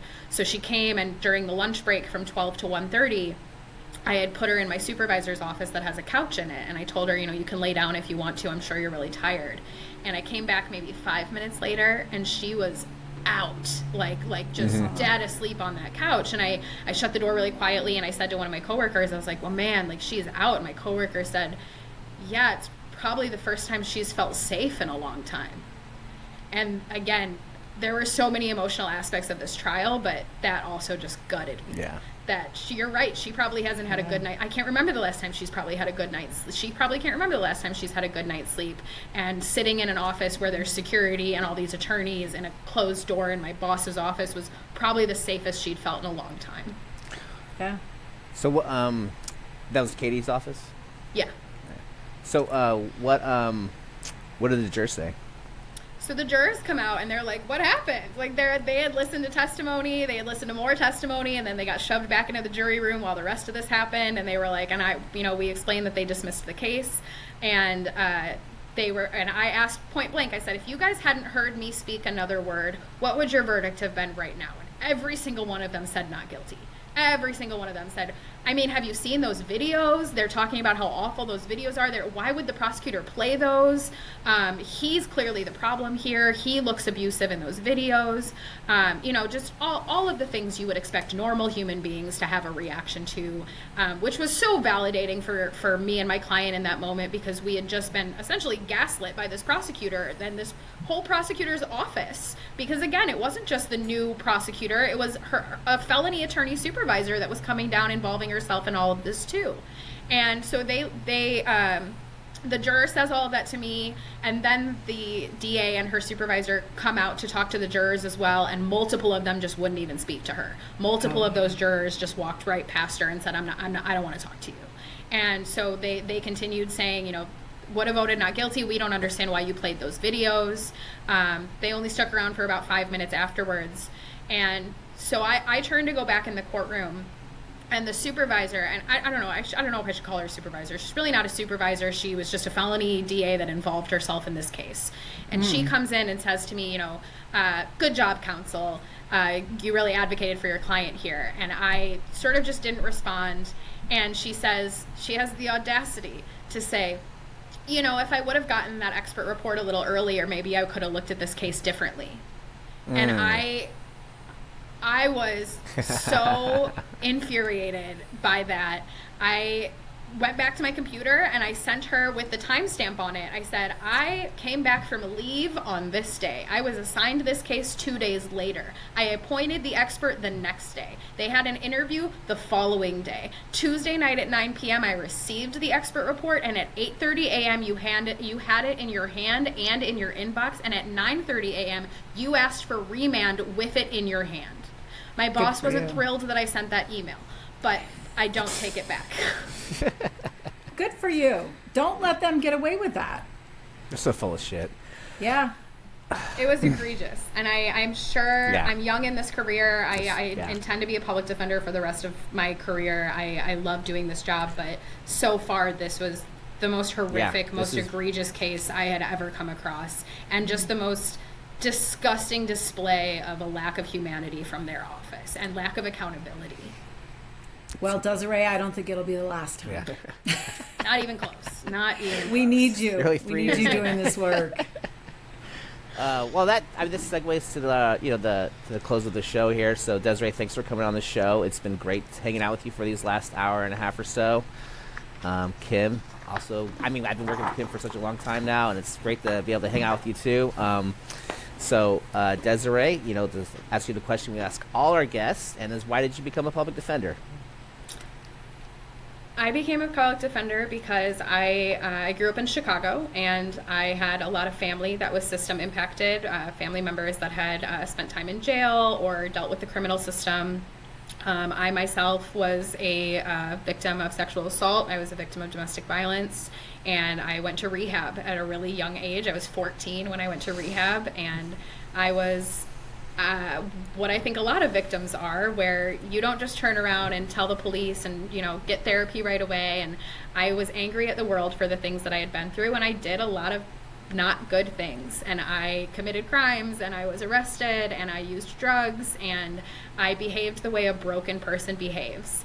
And when I got my life back together, when I went to college, and I felt this deep desire to use the privilege that I had, because I was so privileged that I had not a lot, but I had parents that had insurance that could help pay for rehab, that could, I had the privilege of being a white woman who probably scathed by the criminal system in a lot of ways that other people wouldn't have. And I felt like it was a very important part of me and everything I believed in to turn around and use that privilege for something, to use that experience for something. And I wanted to advocate for victims, and I wanted to advocate for broken people. And I realized that the victims typically end up on this side, because you don't always just go through something horrible and then go report it and become this perfect victim that does nothing wrong and you deserve justice in that sense. That's not typically what justice looks like. People who are broken, the cliche, hurt people. And everybody deserves to feel like they have somebody fighting on their side when they're in that low place as a result of the things that they've been through. And that was something that became really important to me. So in college, I worked for a college program that was in San Quentin. I went to UC Berkeley and was an intern and employee of the Prison University Project. And that really solidified for me that the most that I could do with myself that would do the most to advocate for other victims, that would do the most to advocate for some semblance of justice in a really broken world, was to be a public defender. And so I went to law school, and this is where I'm at. Nice. Great. That is awesome. That is so cool. And Kim, like I said earlier, thanks for being on the show today. I hope you had a good time. Thanks, guys. This was fantastic. And Desiree, I don't know what to say to all that. We are so lucky to have you on our side for our clients. You're doing an excellent job. I'm proud to be your colleague. Thank you, Kim. Thank you, David. All right. Okay. Until next time. Bye, everybody. Bye. Thanks. Bye.